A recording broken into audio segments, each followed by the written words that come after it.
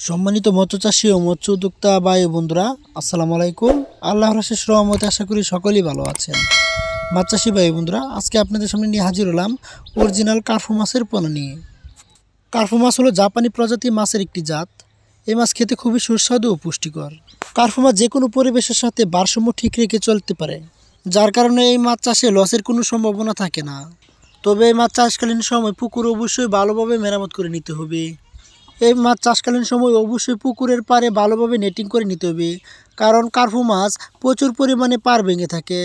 Curfew মাছ চাষে খাবার ব্যবস্থাপনা। কার্ফু মাছের খাবার হিসেবে হাতে বানানো সম্পূরক খাদ্য বা বাজারে থাকা রেডিফিড খাবার দিয়েও চাষ করা যায়। অন্যান্য মাছের সাথে কার্ফু মাছ চাষ, যে কোনো ধরনের মাছের সাথে কার্ফু মাছের মিশ্র চাষ করা যায়।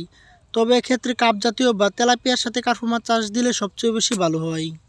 তো মাছ চাষি ভাইরা, আপনারা যদি কার্ফু মাছের চাষ করতে চান তাহলে আমাদের সাথে যোগাযোগ করতে পারেন আমাদের দেওয়া স্ক্রিনে নাম্বারে।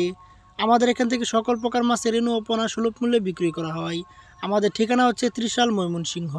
এছাড়াও মাছ চাষ সংক্রান্ত সকল প্রকার তথ্য ও পরামর্শের জন্য আমাদের সাথে যোগাযোগ করতে পারেন। তো মাছ চাষি ভাইরা, আমাদের ভিডিওটি যদি ভালো লাগে অবশ্যই লাইক করবেন, কমেন্ট করবেন এবং শেয়ার করে দিবেন।